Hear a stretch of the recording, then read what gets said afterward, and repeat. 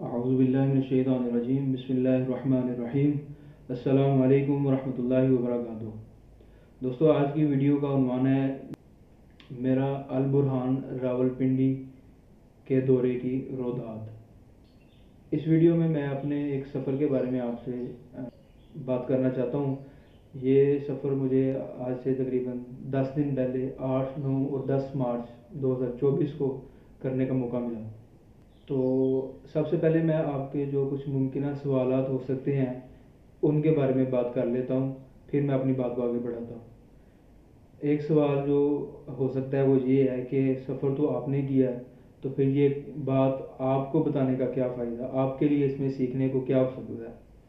تو اس میں 3 سے 4 چیزیں ہیں جو میں سمجھتا ہوں کہ آپ کے لیے سبق ہو سکتے ہیں، اس لیے میں یہ بات آپ سے شیئر کر رہا ہوں۔ تو سب سے پہلے تو یہ ہے کہ ایک ہمارا لوکل مسئلہ ہے، جو ہمارے معاشرے میں جو مختلف قسم کی چوریاں چکاریاں ہیں ان کے حوالے سے آپ کو ایک بات سیکھنے کو ملے گی۔ اور دوسرا، لاہور میں جو چوک یتیم خانہ میں جو موجود یتیم خانہ ہے اس کے حوالے سے آپ کو کچھ معلومات ملے گی۔ تیسرا، آپ کو اگر لاہور سے راولپنڈی جانا ہو تو آپ کو بس سروس کا انتخاب کرنا چاہیے یا آپ کو ٹرین سے جانا چاہیے، آپ کو اس کے حوالے سے معلومات ملے گی۔ اور آخری بات جو ہے وہ یہ کہ جو البرہان ہے جہاں پہ میں گیا تھا، کیا آپ کو وہاں جانا چاہیے یا نہیں جانا چاہیے۔ تو اب یہ بات طے کرنے کے بعد کہ آپ کو اس سے کیا سیکھنے کو مل سکتا ہے، اب ہم اپنی اصل بات کی طرف میں آتا ہوں۔ تو یہ سارے سفر کا آغاز کچھ اس طرح سے ہوتا ہے کہ مجھے میرے ایک دوست تنویر بھائی کا ایک میسیج آتا ہے کہ البرہان کی ایک مجلس ہو رہی ہے، مجلس جامعات، جس میں وہ پاکستان کی مختلف یونیورسٹیز کے اسٹوڈنٹس کو بلا رہے ہیں تاکہ انہیں جو ہے وہ دین کے مطابق جو ہے وہ تعلیم کے حوالے سے آگاہی دی جائے، اور ایک ٹریننگ کیمپ کا ان کی طرف سے انعقاد کیا گیا۔ البرہان سے میرا اس سے پہلے کوئی باقاعدہ وابستگی نہیں تھی،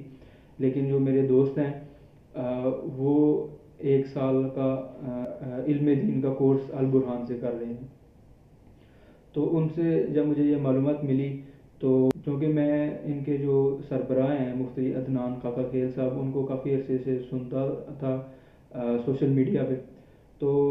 میں نے ایک بڑا اچھا موقع سمجھا کہ اس کے ذریعے ان سے بھی ملاقات ہو جائے گی اور ان کی ٹیم سے بھی ملاقات ہو جائے گی اور ان کے ادارے میں بھی کچھ وقت گزارنے کا موقع مل جائے گا۔ اپنے گھر والوں سے، والدین سے اجازت لینے کے بعد میں نے جو ہے نا سفر کی تیاری شروع کی، اور 8 مارچ بروز جمعہ میں جو ہے صبح 11 بجے کے قریب گھر سے نکلا، اور اورنج لائن سے میں پہنچتا ہوں بند روڈ اسٹیشن پہ۔ بند روڈ اسٹیشن پہ اس لیے گیا کہ وہاں سے نیازی اڈہ قریب ہے اور وہاں سے مجھے گاڑی لینی تھی راولپنڈی کے لیے۔ تو قریباً 12:15 بجے میں نیازی اڈہ پہنچ کے وہاں سے ٹکٹ خریدتا ہوں، جو کہ مجھے 3 بجے کی ٹکٹ ملتی ہے راولپنڈی کی بس کی۔ خیر، ٹکٹ خریدنے کے بعد جو بند روڈ اسٹیشن ہے، جس کو عرف عام میں یتیم خانہ چوک بھی کہا جاتا ہے، وہاں پہ ایک ادارہ ہے، اور وہاں ان کی بڑی ساری مسجد بھی ہے جو باہر مین روڈ سے ہی آپ کو نظر آ جاتی ہے۔ یہ ادارہ بنیادی طور پر ایک یتیم خانہ ہے۔ اس ادارے کو انجمن حمایت اسلام جو ہے وہ چلاتی ہے۔ جمعہ کی نماز خطبہ کے دوران جو ہے وہ 3 باتیں میں سمجھتا ہوں کہ اہم ہوئی ہیں، وہ میں آپ سے بھی شیئر کرنا چاہتا ہوں۔ ایک یہ کہ چونکہ رمضان کا مہینہ آنے والا تھا، قریب 2 سے 3 دن باقی تھے، تو رمضان کے حوالے سے ہی بات ہوئی۔ تو جو چیزیں اس میں زیادہ ضروری ہیں وہ یہ کہ یہ جو مہینہ ہے اس کا نام رمضان نہیں ہے، ٹھیک ہے۔ عام طور پہ ہم لوگ اس کو رمضان کہہ دیتے ہیں، جس میں ہم را کے اوپر زبر اور میم کو ہم ساکن کر دیتے ہیں، رمضان۔ لیکن جو اس کا صحیح تلفظ ہے وہ ہے رمضان، را کے اوپر بھی زبر ہے اور میم کے اوپر بھی زبر ہے۔ تو اس لیے ایک تو یہ آپ اپنی غلطی جو ہے اس کو درست کر لیں کہ یہ رمضان۔ دوسری بات انہوں نے یہ کہی کہ جو ہماری تاجر برادری ہے اس کو چاہیے کہ اس ماہ مبارک کی وجہ سے لوگوں کو جتنا ہو سکتا ہے اتنا وہ ریلیف دیں، ٹھیک ہے، اور ناجائز منافع جو ہے وہ نہ لیں، اور بلکہ جس حد تک وہ چیزوں کے ریٹ وغیرہ کم کر سکتے ہیں ان کو کرنے چاہیے۔ تیسری بات انہوں نے ایک ایسی کہی کہ جو کہ ہمارے معاشرے کا ایک بہت بڑا مسئلہ ہے اور بڑی شرم کی بات بھی ہے، اور وہ یہ ہے کہ مسجد سے جوتوں کا چوری ہو جانا۔ تو انہوں نے ایک صاحب کے بارے میں بتایا کہ وہ پچھلے جمعہ یہ شکایت کر رہے تھے کہ یہ ان کے بچے کا 8واں جوتا تھا جو کہ مسجد سے اٹھایا گیا، تو جو کہ ایک بڑی شرم کی بات بھی ہے اور ایک لمحہ فکریہ بھی ہے کہ ہم لوگ جو ہے وہ کس طرف جا رہے ہیں۔ خیر انہوں نے اس کی مختلف تجاویز بھی پیش کی، جس میں سے ایک انہوں نے کہا کہ ہم یہ بھی سوچ رہے ہیں کہ آپ کوئی ٹوکن والا سسٹم کر دیں تاکہ جو جوتا رکھے اس کو ٹوکن مل جائے، واپسی پہ وہ ٹوکن دکھائے تو ہی جوتا لے کے جا سکے۔ خیر بہرحال دوستوں، بات یہ کرنے کا مقصد یہ ہے کہ ہمارے معاشرے میں لا علمی اور جہالت بہت زیادہ ہے، تو اگر اللہ تعالیٰ نے آپ کو علم دیا ہے تو آپ کو چاہیے کہ دوسروں کو جو ہے وہ علم بانٹیں تاکہ یہ جہالت ہمارے معاشرے سے ختم ہو سکے۔ خیر جمعہ کی نماز ادا کرنے کے بعد میں جب باہر نکلا تو میں نے کہا اس ادارہ کے حوالے سے مزید معلومات جو ہے وہ اکٹھی کرتا ہوں، تو مجھے معلوم پڑا کہ اس میں کافی سارے شعبہ جات ہیں، جن میں سے ایک دارالشفقت ہے جو کہ چھوٹے یتیم بچوں کے لیے ہے۔ اللہ تعالیٰ صاحب کے والدین کو صحت دے، تندرستی دے، اور ان کا سایہ ہم سب پہ سلامت رکھے۔ تو جو چھوٹے یتیم بچے ہیں 5 سے 7 سال کی عمر کے، وہ دارالشفقت والے ان کو لیتے ہیں اور پھر ان کی تعلیم و تربیت اور ان کی رہائش کا بندوبست انہوں نے کیا ہوا ہے، اور پھر جب بچہ بڑا ہو جاتا ہے، میٹرک تک اس کی تعلیم ہو جاتی ہے، تو پھر اس کے بعد بچے کا فیصلہ ہوتا ہے کہ اس نے مزید اس ادارہ کے ساتھ وقت گزارنا ہے یا اس نے الگ سے اپنا کچھ کرنا ہے۔ اس کے علاوہ اس میں تجوید قرآن کے حوالے سے بھی ایک شعبہ ہے جس میں قرآن مجید کو وہ سکھاتے ہیں۔ اسی طرح پھر ان کے زیر اہتمام میں ایک خواتین کے لیے ایک ڈگری کالج بھی ہے، اور کچھ لوگوں نے بتایا کہ یہ طب کے حوالے سے بھی کچھ شعبہ جات ہیں، ان میں بھی یہ ادارہ کام کر رہا ہے۔ تو آپ مزید معلومات کے لیے ان سے رابطہ کر سکتے ہیں، لیکن اس بات کا ضرور خیال رکھیے گا کہ ان کے وقت کا بھی خیال کریں اور اپنے وقت کا بھی، فضول کسی کو جو ہے نا وہ پریشان نہ کیا جائے۔ خیر وہاں سے فارغ ہو کے میں واپس نیازی اڈے کی طرف آتا ہوں۔ 3:15 بجے تقریباً ہماری جو گاڑی ہے وہ نکلتی ہے اور اسلام آباد کے لیے روانہ ہوتی ہے، اور قریباً کوئی 4.5 سے 5 گھنٹے میں ہم جو ہے وہ راولپنڈی پہنچ گئے۔ راولپنڈی پہ میں اترتا ہوں کوہسار ایکسپریس نام جو ہے نا بس کے اڈے پہ۔ وہاں پہ لاہور سے ہمارے باقی ساتھی بھی آ رہے تھے، لوگ اکٹھے ہوئے، اور پھر وہاں سے آگے ہم نے ان ڈرائیو سے جو ہے نا وہ البرہان کا جو اڈیالہ روڈ راولپنڈی کے اوپر جو مرکز ہے اس کا سفر شروع کیا، اور قریب 11 بجے جو ہے وہ ہم البرہان پہنچتے ہیں۔ اچھا، اب یہ جو ٹیکسی کی ہے نا، ٹیکسی کے حوالے سے میں آپ کو ایک بات بتانا چاہتا ہوں۔ کچھ سوشل میڈیا کی وجہ سے مجھے پہلے معلومات تھی کہ یہ کچھ ان ڈرائیور والے اور کچھ دوسرے جو ہیں وہ حضرات اس طرح کرتے ہیں کہ وہ سواری کو پک تو کر لیتے ہیں لیکن وہ ایپ میں سے رائڈ کو کینسل کر دیتے ہیں، ٹھیک ہے، اور بعد میں وہ جو ہے وہ زیادہ پیسے جو ہے نا وہ اس کی ڈیمانڈ کرنا شروع کر دیتے ہیں۔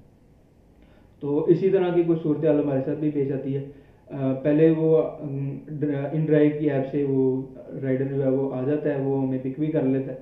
لیکن وہ پھر بار بار راستے میں یہی کہہ رہا تھا کہ آپ جو ہے اس کو ختم کر دیں، اور انہیں کہہ دیں کہ میں ایڈریس میرے سے غلط اس میں لگ گیا تھا اور جو ہے وہ اس لیے میں اپنی رائڈ کینسل کر رہا ہوں۔ تو چونکہ میں نے اس حوالے سے پہلے سن رکھا تھا، اس لیے میں ان کی باتوں میں نہیں آیا اور نہ ہی میں نے وہ رائڈ کینسل کی۔ بہرحال آپ کو بتانے کا مقصد یہ ہے کہ ٹیکنالوجی جو ہے وہ ہماری زندگیوں کو آسان کرنے کے لیے، اور اس طرح کی اگر ہم چالاکیاں دکھائیں گے جو کہ دراصل چالاکیاں نہیں ہیں بلکہ دھوکہ بازی ہیں، اگر ہم یہ کریں گے تو اس سے جو ہے وہ ہم اپنے آپ کو اور اپنے معاشرے کو ہی نقصان پہنچاتے ہیں۔ اور اس سے پہلے جو میں نے لاہور میں جو بات سنی تھی وہ جوتا چوری کی تھی۔ جوتا چوری کے حوالے سے تو کوئی کہہ سکتا ہے کہ یہ بڑا ہی کوئی جو ہے نا چھوٹی سوچ والا بندہ ہو سکتا ہے اور بڑی بڑی چھوٹی حرکت کسی نے کی ہے، اور قابل امکان کی ہے کہ کوئی ان پڑھ کوئی جاہل آدمی ہوگا جس نے یہ حرکت کی ہوگی، لیکن ایک ان ڈرائیو والا ڈرائیور جس کے پاس، جس کو اللہ نے گاڑی بھی دی ہے، جس کو، جو ظاہری بات ہے زیادہ پڑھا لکھا بھی ہے، زیادہ سمجھدار بھی ہے، وہ بھی جب اس طرح کی حرکتیں کرتا ہے تو پھر ہمیں یہ اس طرح سے سوچنا چاہیے کہ مسئلہ جو ہے وہ کہیں اور ہے، کہ ہمارا ان پڑھ جاہل بھی جو ہے وہ بھی دھوکہ بازی سے باز نہیں آ رہا، اور جو ہمارا پڑھا لکھا انسان ہے وہ بھی دھوکہ بازی سے اور کسی نہ کسی طریقے سے دوسرے کا مال ہتھیانے کے چکر میں ہے۔ تو یہ کہیں نہ کہیں مسئلہ ہے ہمارے معاشرے میں کہ ہم لوگوں کی تربیت نہیں ہو پا رہی، اور اخلاقی گراوٹ کا ہم جو ہے وہ شکار ہیں۔ خیر، انہی ساری چیزوں کے جواب اور انہی ساری چیزوں سے کیسے ہم بچ سکتے ہیں، انہی کے جوابات کے لیے میں البرہان جا رہا تھا۔ تو اس میں یہ ہے کہ اگر آپ بھی رائڈ وغیرہ بک کرتے ہیں، آپ سے کوئی اس طرح کی جو ہے وہ فرمائش کرتا ہے، تو اس کی باتوں میں نہ آئیں، بلکہ جو ایپ کی جو قانونی تقاضے ہیں ان کو پورا کریں، اور ایسے لوگوں کو رپورٹ کیا کریں، ٹھیک ہے۔ اگر آپ فوراً رپورٹ کرنے کو ٹھیک نہیں سمجھتے، یا آپ سمجھتے ہیں اس سے کوئی مسئلہ زیادہ کھڑا ہو سکتا ہے، تو جب رائڈ آپ کی ختم ہو جائے تو آپ بعد میں ایسے لوگوں کو ضرور رپورٹ کریں۔ خیر، 2 دن الحمدللہ ہم نے البرہان میں گزارے، جو کہ بڑے ہی شاندار تھے، بڑا ہی مزہ آیا،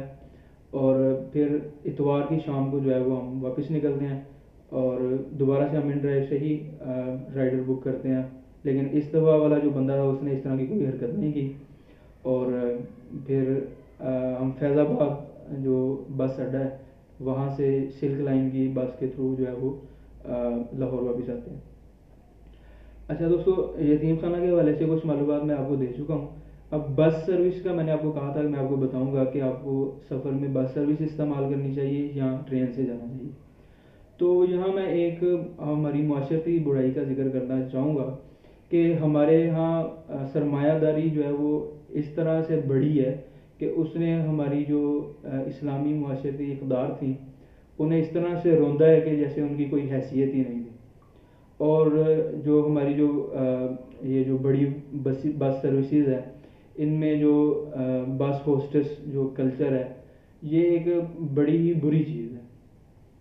بری اس اعتبار سے ہے کہ اگر آپ اپنے دین کی تعلیمات کو دیکھیں تو نبی صلی اللہ علیہ وسلم کی ایک حدیث کا مفہوم بھی ہے کہ اگر کوئی کسی غیر محرم کو چھوتا ہے تو اس کا عذاب اتنا شدید ہے کہ آخرت میں اللہ تعالیٰ ایسے شخص کے سر میں لوہے کی میخیں ٹھوکے گا۔ تو یہ بہت بڑی ایک وعید ہے، اور یہ معاشرے میں ایک بے راہ روی کو جو ہے وہ جگہ دینے والی چیز ہے۔ تو ایسی جو بس ہے، اب اس کے اندر ایک وہ خاتون میزبان ہے، وہ چلتی بس میں کبھی ادھر آ رہی ہیں، کبھی ادھر جا رہی ہیں، کبھی وہ پانی بانٹ رہی ہیں، کبھی وہ ہینڈ فری بانٹ رہی ہیں۔ تو اس میں ہوتا کیا ہے کہ کبھی وہ ادھر کی سواری سے ٹکرا رہی ہیں، کبھی ادھر کی سواری سے ٹکرا رہی ہیں، تو اس طرح کی خرافات سے آپ نہیں بچ سکتے۔ تو اس چیز سے بچنے کے لیے میرا خیال ہے کہ ایسی چیزوں سے ہمیں اجتناب کرنا چاہیے، اور ٹرین جو ہے وہ ایک ایسا جو ہے وہ سفر کی ایک ایسی سہولت ہے جس میں میرا خیال ہے ان چیزوں سے ہماری بچت ہو سکتی ہے۔ تو اس حوالے سے ہمیں ٹرین جو ہے وہ استعمال کرنی چاہیے، اگرچہ اس میں کمیاں ہیں، لیکن اس کے مقابلے میں ان کمیوں کو برداشت کیا جا سکتا ہے۔ اور ایک اور بات وہ یہ ہے کہ حال ہی میں آپ کو پتہ ہے کہ جنگ کی وجہ سے ہم لوگوں نے ایسے لوگوں کا، ایسی کمپنیز کا جہاں تک ہم بائی کاٹ کر سکتے ہیں ہم نے بائی کاٹ کی مہم شروع کی ہے، اور ہم چاہتے ہیں کہ ہم ان کو معاشی طور پہ کچھ نہ کچھ جس حد تک بھی کمزور کر سکتے ہیں کمزور کریں۔ یہ بڑی اچھی بات ہے، کرنا چاہیے، لیکن میرا خیال ہے اس سے زیادہ یہ چیزیں حق رکھتی ہیں کہ ہم اپنے معاشرے میں جو چیزیں اللہ اس کے رسول کے احکامات کے خلاف کر رہے ہیں، ہم ان چیزوں کا بھی بائی کاٹ کریں۔ جو لوگ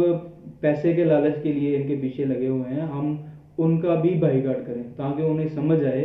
اور کہ یہ معاشرہ اس طرح کی چیزوں کو برداشت نہیں کرتا، اور یہ چاہتے ہیں کہ یہ چیزیں ہمارے معاشرے سے ختم ہوں۔